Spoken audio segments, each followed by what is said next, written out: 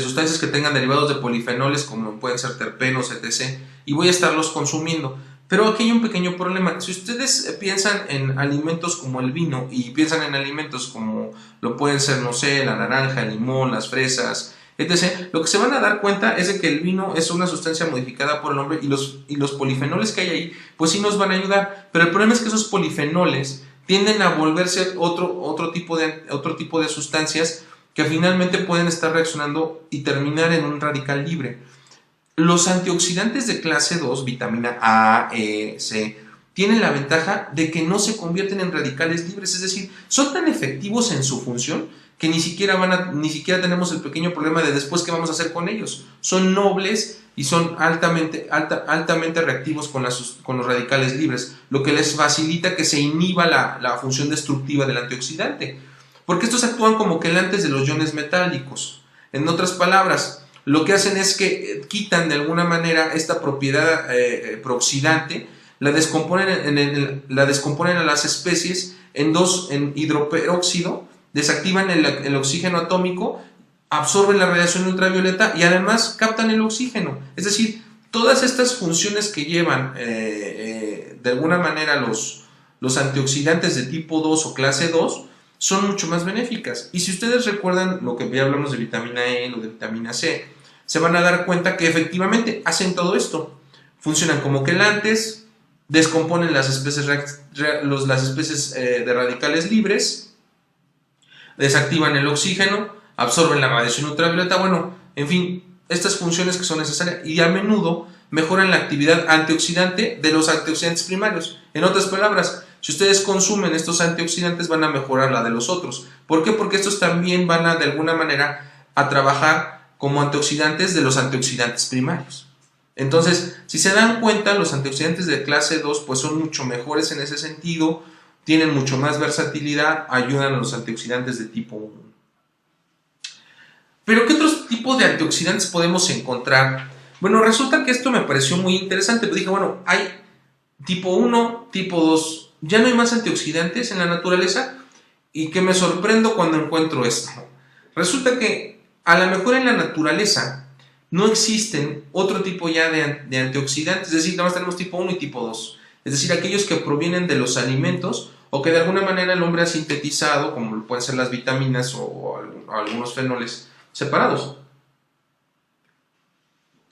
Pero hay un libro, en el cual se llama el libro de texto para reacciones redox, que en su figura 4.44 pone el título de drogas que también funcionan, que podrían funcionar o tuvieran una actividad antioxidante. Y aquí esto es maravilloso. Bueno, algunos de aquí a lo mejor que nos están escuchando no son médicos, pero vamos a explicarlos cada uno por separado.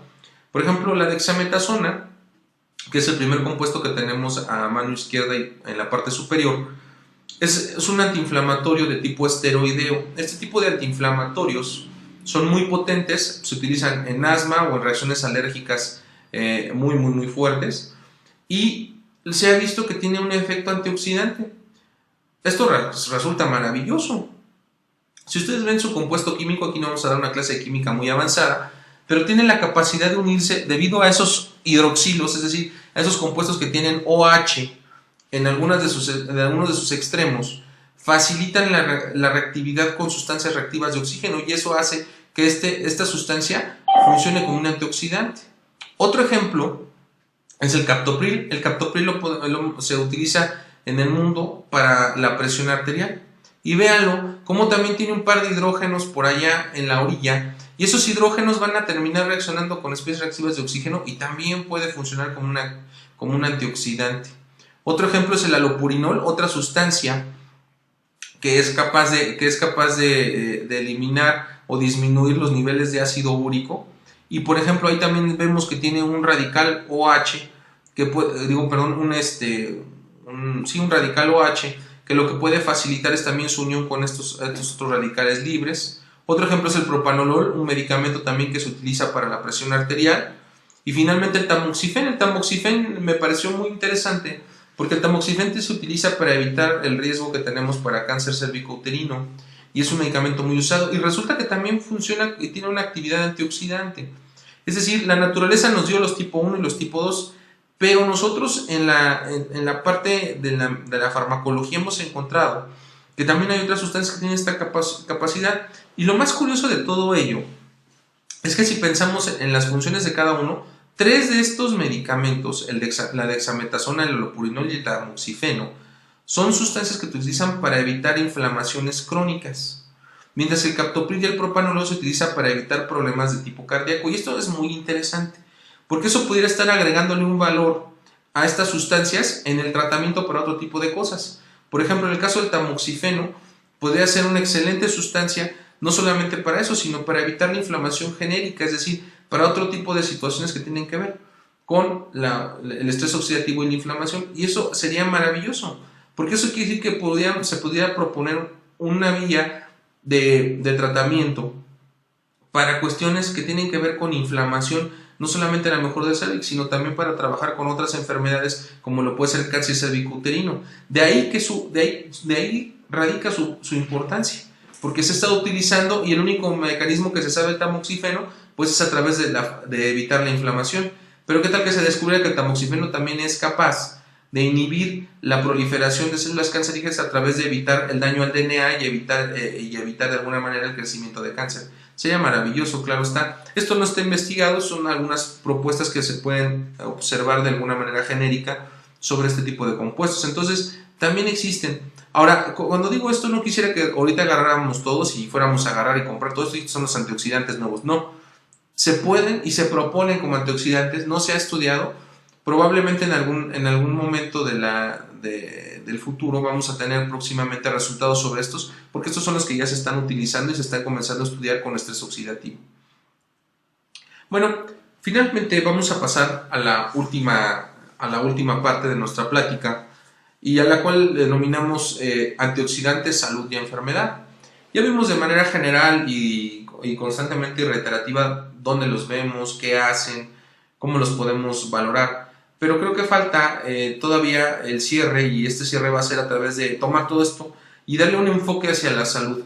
Entonces vamos a partir de aquí a darle una idea final a lo que son todos estos. El artículo de que tomamos esto es de la revista el Journal de Medicina Ortomolecular, el cual está escrito por el Dr. Cheraskin, y bueno, tiene como título Antioxidantes en la salud y en la enfermedad, una gran pintura o una foto muy grande, o bueno, vamos a llamarle un cuadro grande, ¿no?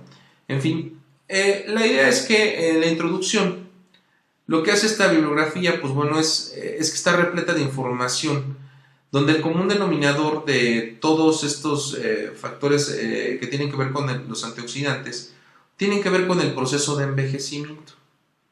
En las principales enfermedades asociadas con el envejecimiento o por daño oxidativo. Y aquí hay algo muy interesante. El uso de antioxidantes en la prevención y el tratamiento, pues es el foco principal básicamente de casi todo lo que tiene que ver con la medicina ortomolecular de alguna manera, o llega a ella en el trasfondo. Sobre todo cuando estamos pensando que como antioxidantes pues va a prevenir todo lo que tenga que ver con envejecimiento o enfermedades. De hecho, si ustedes ven, hay miles de artículos sobre este tema y que posiblemente en algún momento vamos a tocar algunos aquí en medicina ortomolecular que van a ser interesantes. Pero siempre hay gente estudiando esto. Y la mayoría de ellos son de naturaleza epidemiológica. Aquí pudiera darnos un poco de desánimo la idea de que, bueno, pues es que nada más dicen toma y se te quita. En esta revisión efectivamente vamos a tener todo esto. Sin embargo, quiero decirles que en las futuras presentaciones voy a hacer una revisión exhaustiva de temas un poquito más novedosos con lo que respecta a investigación científica, con lo que tiene que ver con antioxidantes o a estrés oxidativo o a radicales libres.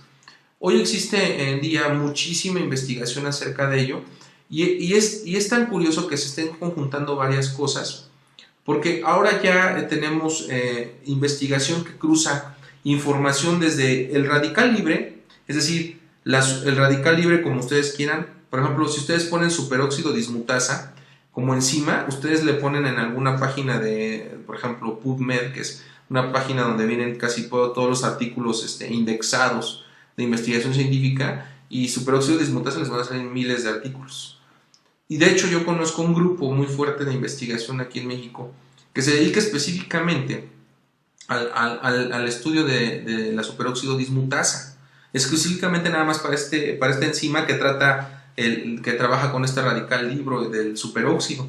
Y es algo muy interesante porque ellos han investigado desde la proteína, han investigado su función y lo han llevado a trabajos un poquito más, vamos a decirlo así, más experimentales, en el sentido de que lo han llevado a animales, lo han llevado a dietas, en fin, han estado encontrando cosas muy interesantes. Pero lo más novedoso de todo eso es que están viendo, por ejemplo, imagínense ustedes, ver el estrés oxidativo causado simplemente por estrés diario. Eso es maravilloso. Ellos están haciendo una investigación muy interesante en colaboración con el gobierno francés, donde lo que están haciendo es poner a la rata en estrés y luego estudiar el cerebro de la rata y ver qué es lo que sucedió, qué está sucediendo con los minerales, qué está sucediendo con las proteínas, qué está sucediendo con el ADN.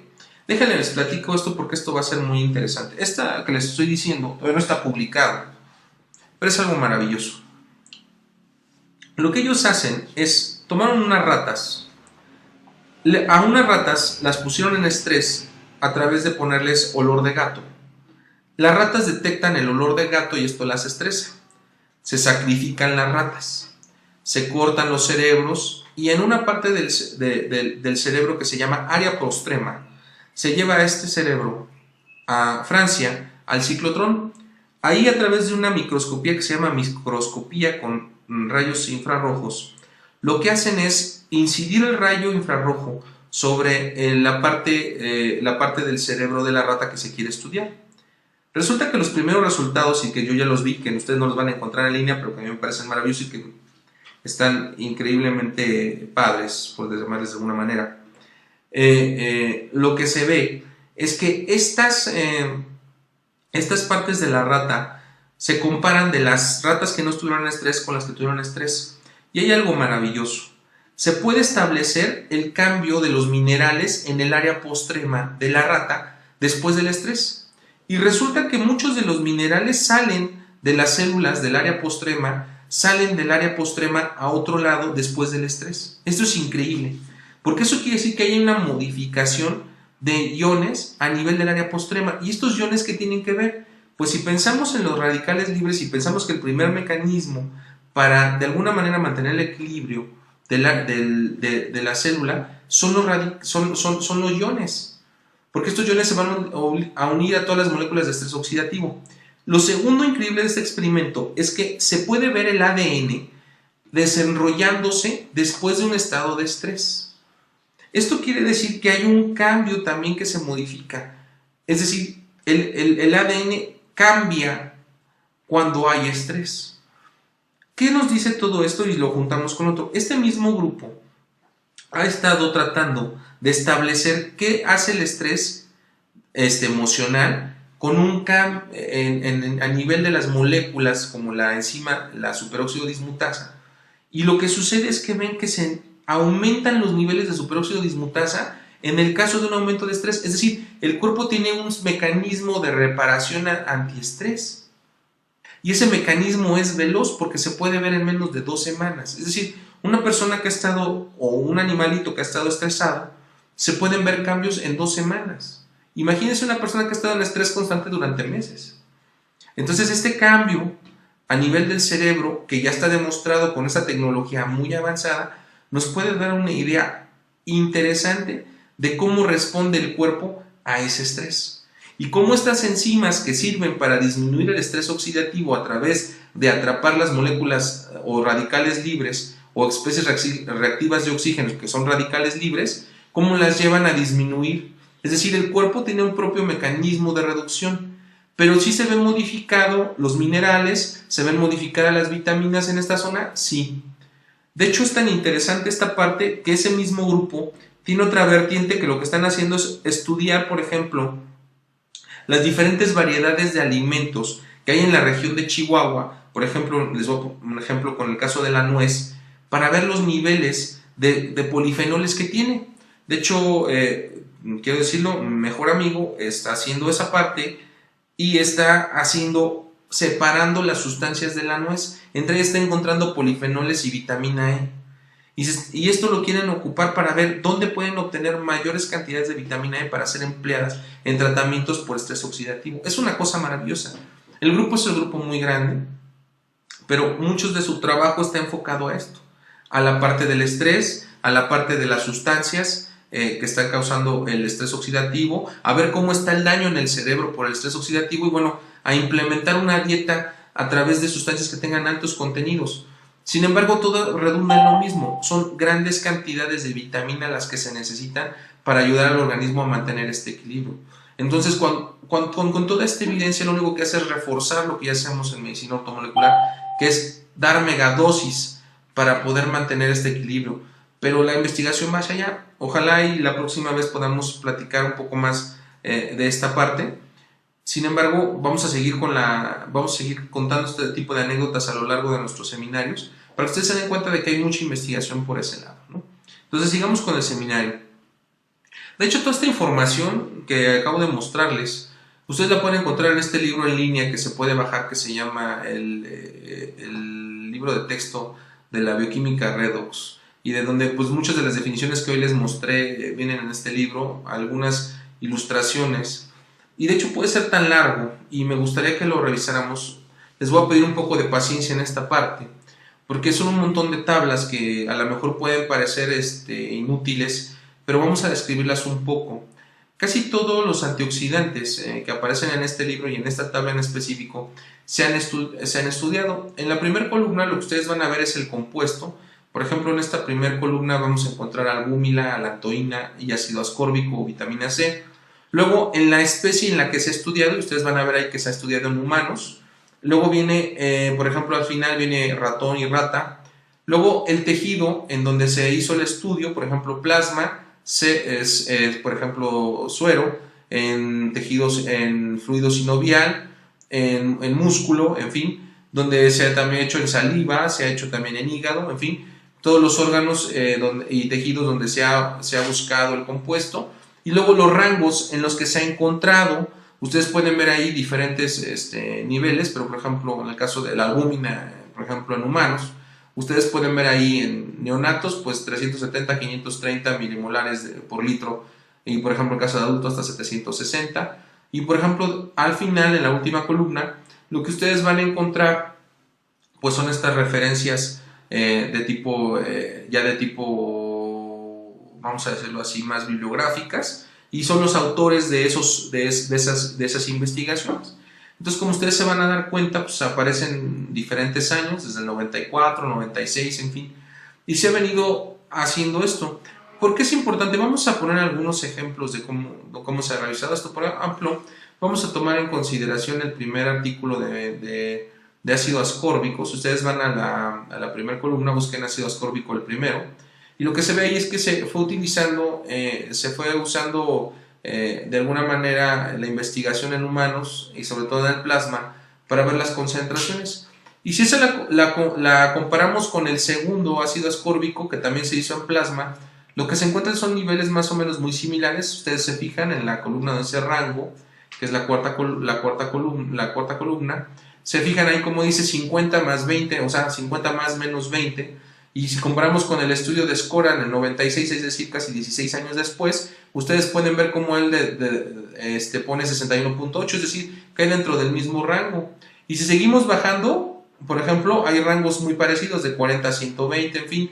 Si ustedes se fijan, todos los lugares donde se estudió ácido ascórbico, pues las concentraciones básicamente son las mismas. Y lo que se trataba de ver era qué tan concentrados estaban estos antioxidantes en cada uno de los órganos. Por ejemplo, en esta otra diapositiva podemos ver la bilirrubina, que también se considera parte de estos sistemas antioxidantes. Y aquí, por ejemplo, podemos ver lo que se hizo fue revisarlo en plasma.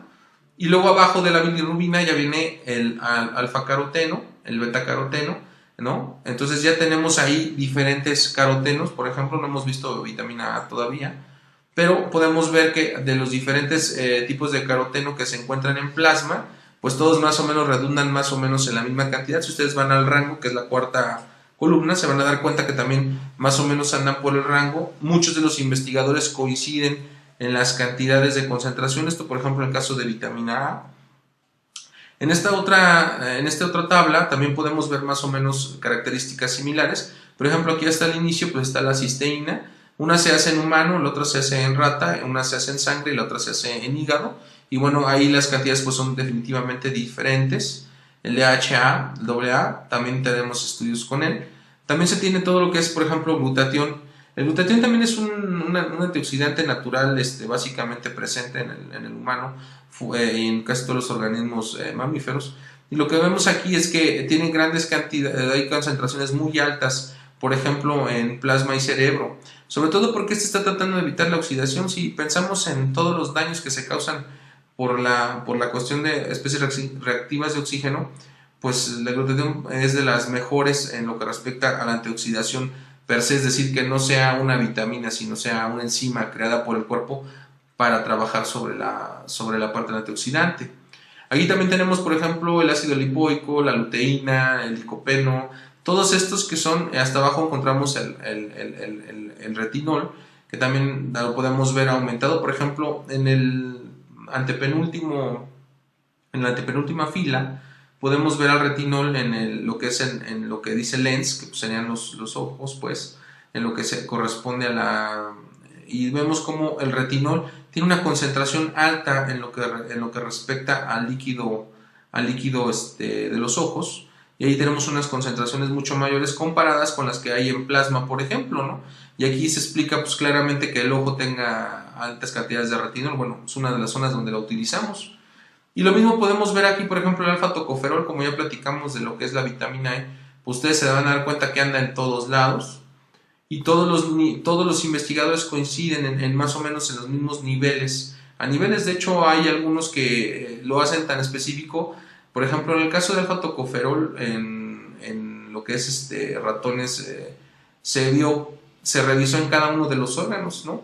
Entonces hay un reporte incluso para eso. En el caso del humano no nada más hay reportes de sangre, plasma y suero, ¿no? Y en lo que son los ojos, pero son unos reportes como más simples. Pero de todas maneras, si ustedes ven, pues son un montón de información que se puede buscar y que se puede encontrar en línea.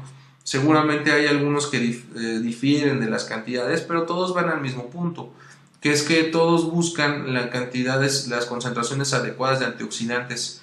De hecho, la tabla es una tabla enorme. Yo aquí nada más les puse como 4 pedacitos, pero en realidad es una tabla que lleva como 6 o 8 páginas, la cual se denomina niveles de antioxidantes reportados en la literatura. Es decir, esto es una recopilación de las concentraciones que debe haber en casi cada uno de los tejidos o en cada uno de los experimentos por todos estos investigadores.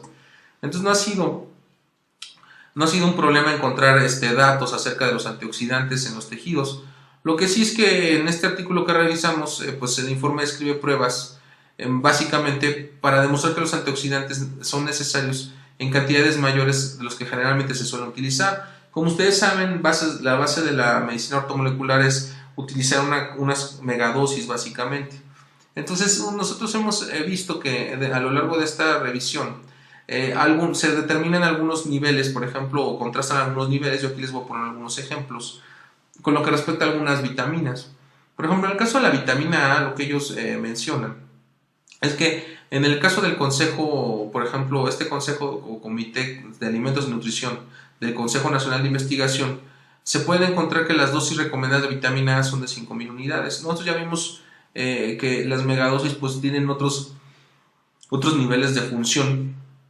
Y bueno, aquí lo que ellos hacen es que dicen que es evidente que se pudieran utilizar cantidades mucho más grandes, ¿sí? Sobre todo porque contrastaron algunos estudios. Por ejemplo, abajo les puse una enfermedad comparado con lo que ya se dijo, ¿no? Por ejemplo, aquí la enfermedad es una leucoplasia oral, que es un tipo de cáncer de la mucosa oral. Y bueno, aquí lo que vemos es que a los pacientes que se les dio 200.000 unidades de vitamina A por una semana durante 6 meses, y comparados con gente a las que no se les dio, pues bueno, 57% de los pacientes suplementados con la vitamina A tuvieron una remisión completa y no hay nueva lesión. Es decir, muchos de ellos mejoraron. Yo lo que puedo pensar es que en estos estudios, por ejemplo, dicen 57%, a lo mejor no es mucho, nada más son la mitad, y que por eso puede ser buena suerte. Yo lo que les puedo decir es que 57% en un estudio controlado contra aquellos que no tuvieron nada de mejoría, 57 es mucho mejor que nada. Y que esa cantidad de 57% es alta. También habría que valorar qué es lo que está sucediendo con el otro porcentaje, es decir, qué sucedió con el otro 33% perdón, 43% de pacientes que no mejoraron. Seguramente pudieron haber encontrado otras causas. Otro ejemplo de la vitamina A es, por ejemplo, este que se hizo con pacientes de VIH positivo. Lo que se ve es que aquí, con 25 pacientes que tenían VIH, lo que ven es que su conteo de células CD4 o TCD4, para los que no están muy familiarizados con las CD4, son las células T, o sea, las células que son, que se llaman células, de alguna manera, hay dos grupos en celulares. De estos son las células T y las células que son mucho más complejas con lo que respecta a atrapar microorganismos, es decir, son células básicamente capaces de ir en búsqueda de microorganismos a nivel orgánico. Y bueno, estas están sumamente relacionadas con el VIH, ¿no? Bueno, y también tenemos que de estos 25 pacientes, el 32%, pues algunos de ellos tenían niveles mucho más bajos de lo que es retinol. Cuando a los sujetos se les dio el multivitamínico que contenía dosis básicamente modestas, por decirlo de alguna manera, tuvieron mayores niveles de retinol que aquellos que no tomaban. Y estas observaciones pues sugieren que las dosis, aunque sean pequeñas de vitamina A, pueden tener un impacto significativo en los niveles séricos de retinol en pacientes con VIH avanzado. ¿Qué es lo que sucede en este estudio? Lo que sucede es que ellos ven que los pacientes que tienen VIH, aparte de que tienen un nivel bajo de células T, que son células blancas capaces de atrapar microorganismos, también tienen un nivel bajo de retinol. Pero ¿qué pasa si se les empieza a dar tantita vitamina? Recuperan rápidamente y aparte se estimula el número de células T. Esto facilita o da una idea de que mejoran por parte del aparato inmune. Otra vitamina que también aquí hacen en el reporte, que platican en el reporte, pues es la enfermedad periodontal, ¿no? Entonces aquí también se ve que utilizan 24 voluntarios con niveles bajos de vitamina C o que están parcialmente deficientes de inicio, y lo que se hace es medirse los niveles plasmáticos posteriormente. De vitamina C también se mide la hidroxiprolina y el contenido de prolina, y lo que se ve es que hay un aumento significativo de vitamina C a nivel plasmático, y esto aumenta los niveles de hidroxiprolina y prolina periodontal. No sé si ustedes recuerdan cuando vimos la clase de vitamina C o el seminario de vitamina C, si no lo pueden revisar, estuvimos platicando que uno de los problemas de la deficiencia de vitamina C era el escorbuto, y que parte del problema del escorbuto daba problemas a nivel dentales, como era la inflamación de las encías. Entonces, estas están de alguna manera relacionadas con los niveles de hidroxiprolina y prolina, y eso hace que de alguna manera se inflame lo que es el tejido periodontal. Entonces, yo creo que ustedes deben de tener en consideración que esta parte de las enfermedades se pueden contrastar fácilmente con algunos estudios como este, ¿no? Otro ejemplo es la enfermedad, por ejemplo, de las enfermedades del corazón. Por ejemplo, todas sugieren que algunos pacientes que tienen enfermedades coronarias, pues tienen un paralelo con la vitamina C. Por ejemplo, una buena cantidad de vitamina C ya menos problemas cardíacos. Otro ejemplo son las degeneraciones maculares en el ojo. Por ejemplo, aquí existen evidencias de que los niveles sanguíneos de vitamina C tienen un riesgo de 1/3 a 1/2 de que la sangre por niveles más bajos, ¿no? Es decir, si ustedes tienen cantidades adecuadas de vitamina C, van a tener menos problemas a nivel de degeneración macular. Otro ejemplo es la hipertensión. Por ejemplo, aquí en un estudio de 685 pacientes se descubrió que la mayor concentración de vitamina C en el plasma se asocia a menores niveles de presión sistólica y diastólica, es decir, a un consumo mucho mayor de vitamina C vamos a tener mucho mejor la presión. También lo tenemos en el caso de la vitamina E, también ya lo revisamos la vez pasada, vamos a esperar a redundar un poco. Lo que podemos ver es que de los 30 miligramos de vitamina E o 10 miligramos de alfa-tocoferol se consideran la recomendación para el hombre sano. Sin embargo, si se utilizan o cambian las cantidades hasta 400 o 3200, se utiliza para muchos problemas clásicos, ¿no? Por ejemplo, enfermedades cardiovasculares, que también lo vimos durante el seminario de vitamina E.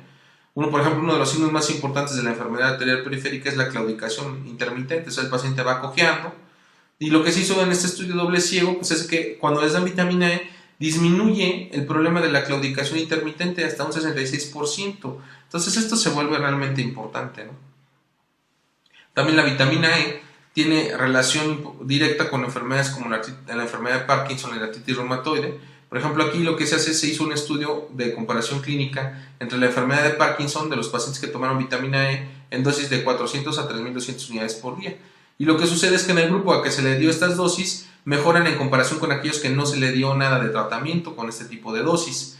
De hecho, el rendimiento individual bajaba desde las actividades diarias hasta la motricidad. Entonces aquí también vemos otro ejemplo de cómo cambia la vitamina E a los pacientes de Parkinson. Finalmente, en la enfermedad reumática, por ejemplo, también tenemos cambios. Si ustedes utilizan, aquí lo que se hace en este estudio es utilizar 1200 miligramos de vitamina E, y lo que se ve en este estudio en Austria es que si hay una relación inversa, la relación entre el consumo de vitamina E y la reducción del dolor y rigidez. Es decir, toman más vitamina E y hay una reducción inmediata en el dolor. Otro ejemplo de vitamina E que también ya platicamos pues son las cataratas. Probablemente aquí en este estudio pues se encontraron también una incidencia mucho más caracterizada. Por ejemplo, tomaron 175 pacientes de más de 55 años o más, y lo que hicieron es que al darles vitamina E lo que se vio es que estos tienen una incidencia menor de catarata, ¿no? Lo mismo que ya hemos platicado anteriormente.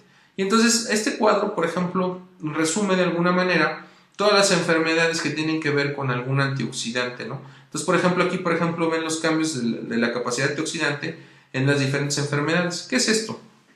No quisiera que nos revolviéramos con el cuadro. Lo único que hay que decir es que en algunas enfermedades ustedes van a tener cambios en esa capacidad antioxidante. Y esto se relaciona completamente con lo que vimos anteriormente. ¿De qué forma?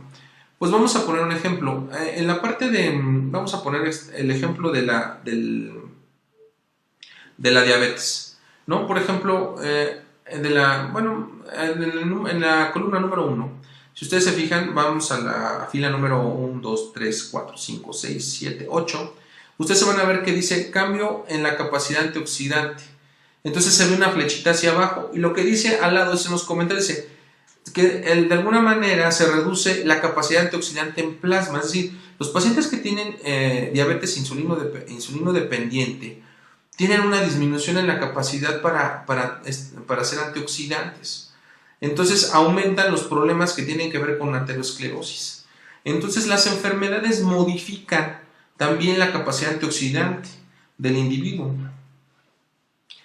Y pues a lo largo de todo este seminario pues hemos estado tratando de responder a la pregunta del papel de los antioxidantes en el proceso de envejecimiento y en las enfermedades relacionadas.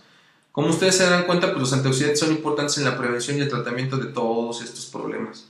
De hecho, todavía no conocemos aún todos los antioxidantes, pensamos que ya los sabemos todos. Los que tenemos han funcionado muy bien, los que conocemos claramente hay mucha evidencia científica de que funcionan. Aún no estamos seguros de las dosificaciones, excepto de que son más grandes generalmente de lo recomendado, como dicta la medicina ortomolecular. Sin embargo, seguimos teniendo poca información sobre los roles correspondientes a las enfermedades. Aquí, por ejemplo, en la última parte, pues podemos ver que disminuyen cierta cantidad de antioxidantes y que a nosotros darlos mejoran los pacientes. Pero todavía no hay una clara relación en cómo es, cuánto doy de antioxidante, cuánto en cada enfermedad. Todavía no tenemos esta claridad con respecto a la información. Tampoco sabemos o tenemos determinadas, y yo pienso que es una parte importante, el periodo de tiempo. Muchas de las preguntas que nos han hecho acá en los seminarios es ¿cuánto tiempo le voy a dar?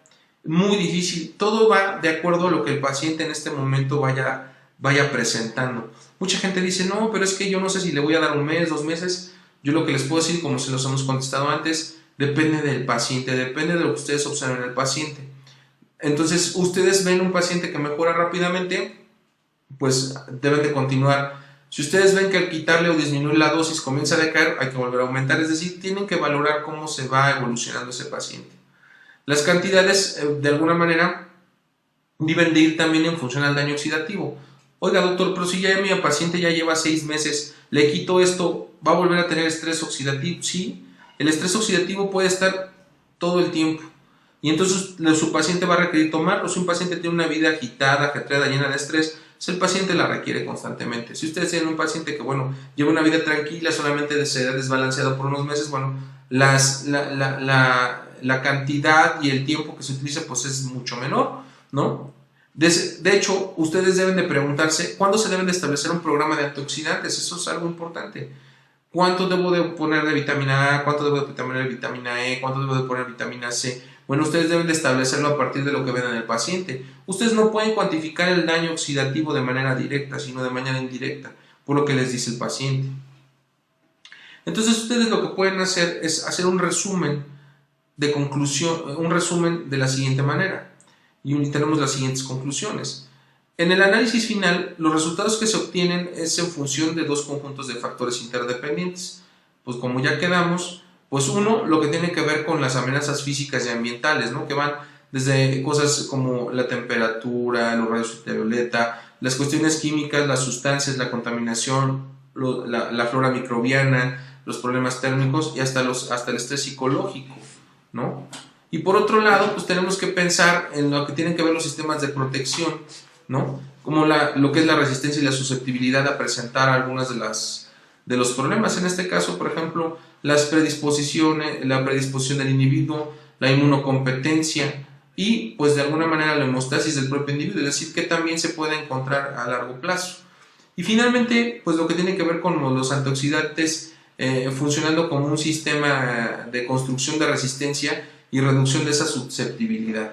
Si tenemos un buen sistema de resistencia y de alguna manera funciona bien nuestra homeostasis, vamos a tener mucho mejores resultados con nuestros problemas, ¿no? Y bueno, hasta aquí llegamos a la parte de la presentación. Sin embargo, me gustaría agregar algunas cosas finales antes de que pasemos a la sección de preguntas.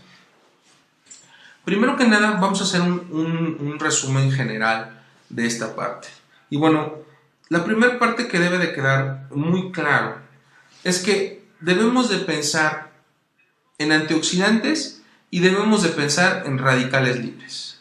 No podemos nada más pensar en el antioxidante para usarlo en el paciente y ya, se acabó, lo usamos. Creo que hay que buscar la manera de que tengamos un equilibrio entre lo que estamos utilizando para el paciente, en el caso del radical libre, como por otro lado, en la parte que tiene que ver en el antioxidante y la mejor elección del antioxidante. Cada enfermedad va a tener un antioxidante, vamos a decirlo así, deficiente o un antioxidante necesario para esa persona. Entonces nosotros tenemos que tener claro cuál va a ser la indicación de nuestro antioxidante. Nosotros hemos visto, por ejemplo, ahorita vitamina E, vitamina C, ¿a qué lo vamos a ocupar? ¿Y en relación a qué? Si nosotros comprendemos esta relación, va a ser mucho más sencillo para nosotros decidir lo que le vamos a dar al paciente sin necesidad de ir al libro. Es decir, si comprendemos la alteración del paciente, sabemos qué vitamina podemos utilizar, qué mineral podemos utilizar. Entonces debe de quedar claro que todos los antioxidantes que ustedes tengan a la mano se pueden utilizar en todos los pacientes. De hecho, la combinación de ellos es una mejor manera de utilizarlos. Sin embargo, hay datos que nos da el paciente donde es peor, en el sentido de que hay alteraciones que son mucho más específicas y que a lo mejor son la necesidad del paciente.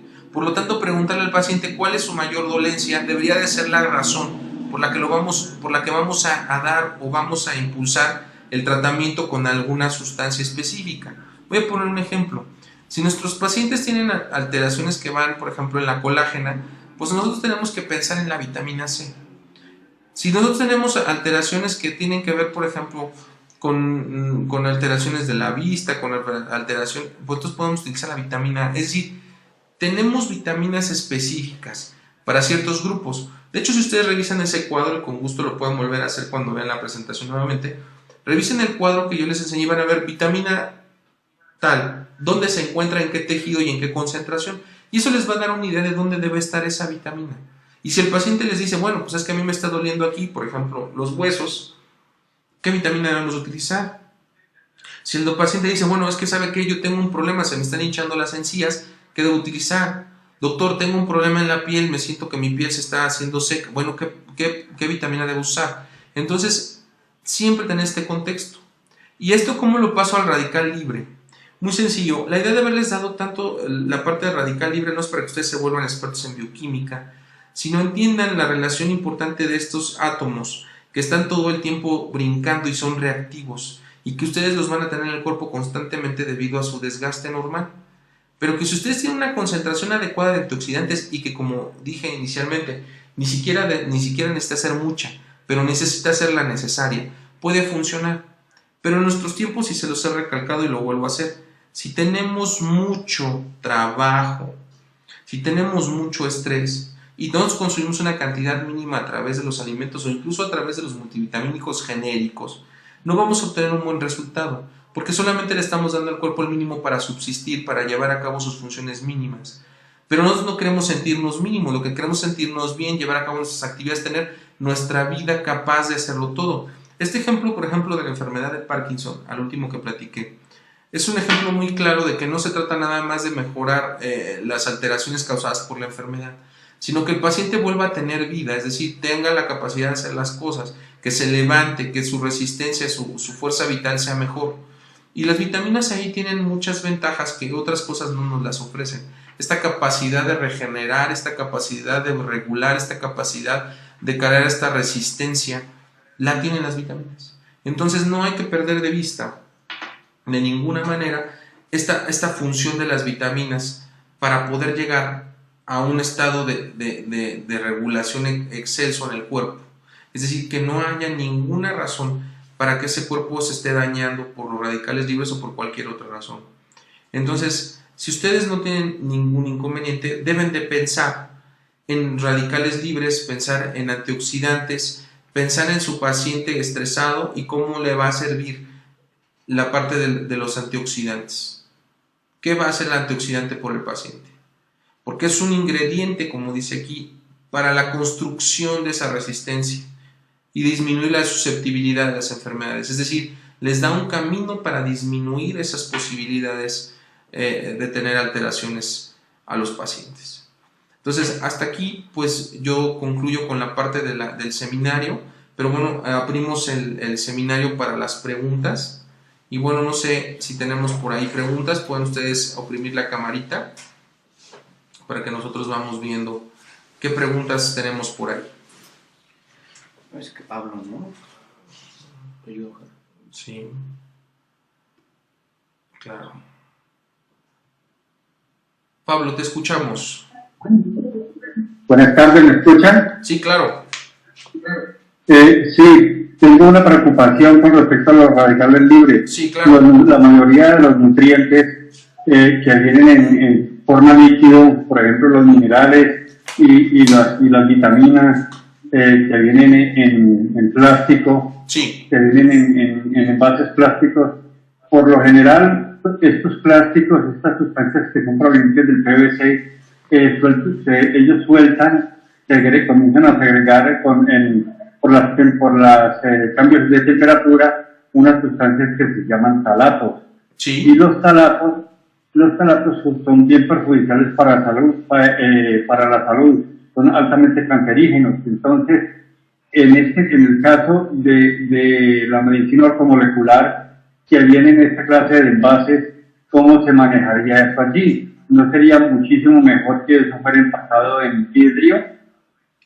Sí, claro. Aquí había que hacer varias observaciones. Mira, tienes exactamente razón en que todos los envases de plástico tienen este pequeño defecto. Por eso no se recomienda ni siquiera que el agua, por ejemplo, embotellada, se encuentre expuesta al sol. O sea, ningún frasco de plástico va a ser mucho mejor que el vidrio. El problema uno es que si uno tiene las sustancias expuestas o no a la radiación. Voy a ponerte un ejemplo. ¿Qué pasaría si yo te dijera, bueno, en vez de sustituimos todo por vidrio, pero tenemos dos? Uno sería el costo y el otro sería el almacenaje. El problema del almacenaje, que es más simple, es que ninguna sustancia, ningún medicamento, ningún suplemento debería estar expuesto al sol. De hecho, si tú ves muchos envases, lo que te recomiendo es mantenerse en un lugar oscuro, fresco y seco. Y tiene que ver con esto. Si tú lo mantienes así, no debería de haber ninguna razón para que el plástico soltara estos radicales que vienen precisamente en el plástico. Yo lo que te podría decir es que efectivamente una buena solución podría ser llevar a todas las sustancias a un vidrio ámbar, y entonces nos evitamos la radiación, nos evitamos algunas situaciones, pero también tenemos que pensar también tenemos que pensar en el costo de la industria, tenemos que pensar en el almacenaje. Entonces, efectivamente, lo único que podemos ahorita recomendar es que el frasco sea puesto en algún lugar donde esté de alguna manera libre de radiación, es decir, que no esté al sol, que no lo dejes, ni siquiera las botellas de agua, como les digo yo, la dejan en el carro. Eso no es lo recomendable por lo que ya comentaste. Pero inicialmente, ahorita lo que hace que los frascos de cualquier medicamento o sustancia estén en plástico es precisamente la cuestión del costo a nivel mundial. Cuando el vidrio tiene un pequeño problema en ese sentido, porque es mucho más costoso, mucho más riesgoso si se transporta, porque se rompe más fácilmente. O sea, son varias cuestiones que tienen que ver con la cuestión también comercial de cada uno de los productos. Sin embargo, pues creo que podemos tomar en cuenta esa recomendación, aunque es difícil, puesto que ya algunos distribuidores tienen sus costos y bueno, su producción es industrial para alguna de estas cosas, ¿no? Entonces, efectivamente tienes razón en tu comentario. La única recomendación es guardar las cosas en un lugar, evitarlo que esté expuesto a la radiación nada más, ¿no? Ese sería. Bueno, yo creo que para mejorar esa situación se podría pensar también en plásticos biodegradables, ¿no? Eso sería una gran ayuda. ¿Usted qué piensa? Sí, claro. Todo lo que pudiera ser ecológico nos convendría muy bien. Le voy a comentar algo. Hay un programa al cual asistí donde lo que se hacía era valorar nuevos inventos, o lo que se hacía era buscar qué productos se podían meter en la industria, y resulta que hay personas que invierten su dinero ahí. Entonces una persona llegó con muchos materiales biodegradables, etcétera, pero cuando los comparó con el costo de los que no eran biodegradables, voy a poner un ejemplo: un frasco le costaba a usted, no sé, por poner un ejemplo, no sé, $1, por poner un ejemplo, y ese material era biodegradable. Pero cuando los otros ofrecieron los que no eran biodegradables, el frasco no biodegradable les costaba 20 centavos de dólar. Entonces el inversionista le dijo: no puedo invertir en usted porque aunque es ecológico, el costo me mataría. Porque yo como inversionista, como empresario, es mucho más caro pagar $1 por el frasco que pagar 20 centavos. Entonces el inversionista no quiso meter su dinero ahí porque para él representaba más dinero y probablemente una pérdida, porque ese dinero no se lo iban a cobrar a él, se le cobra al consumidor. Entonces tenemos un mundo en el que desgraciadamente la cuestión económica todavía domina mucho. Y esto no es la primera vez que lo veo cuando les digo: esto es mucho mejor, es más económico. Y eso se puede ver en cualquier medicina, incluso en las vitaminas, en la medicina homeopática. ¿Por qué? Porque el costo es menor. Y entonces la gente dice: pero si me están dando más barato, esto, ¿por qué no lo uso? Porque también hay un estado gobernado por las potencias y por los intereses económicos. Entonces, desgraciadamente, mientras estemos envueltos en eso, es muy difícil para cualquiera que quiera ingresar con un envase biodegradable o para una botella, vamos a decirlo, recicla. Es difícil. Todavía estamos muy apegados al petróleo, y de hecho eso es lo que hace que domine el mundo la cuestión del petróleo, porque todo eso proviene de ahí. Es mucho más barato hacer un plástico nuevo que reciclar uno, y también es mucho más barato hacer un plástico que voy a tirar que uno que me interesa que sea biodegradable. Yo estoy a favor de lo degradable, de lo biodegradable o lo bioamigable, como ahora le dicen, pero desgraciadamente en el mundo económicamente no es así, y eso puede causar el aumento de costos. Y bueno, sería algo muy agradable tener todo biodegradable, pero realmente es muy muy difícil, pienso yo. Como utilizarlo lo más pronto posible y mantenerlos alejados de aparatos que tengan corrientes electromagnéticas y manejar la temperatura. Claro, eso es una posibilidad. Eso siempre es una posibilidad. De hecho, nosotros ni siquiera deberíamos de dormir en un cuarto donde hubiera televisión. O sea, hay muchas cosas que alteran el organismo y muchas cosas que alteran el medio. Y en el caso de los productos, generalmente son muy estables. Lo que hay que evitar pues, es no exponerlos a situaciones de cambio drástico. O sea, subirles la temperatura muy rápido o dejarlos mucho tiempo expuestos a rayos ultravioleta, en fin.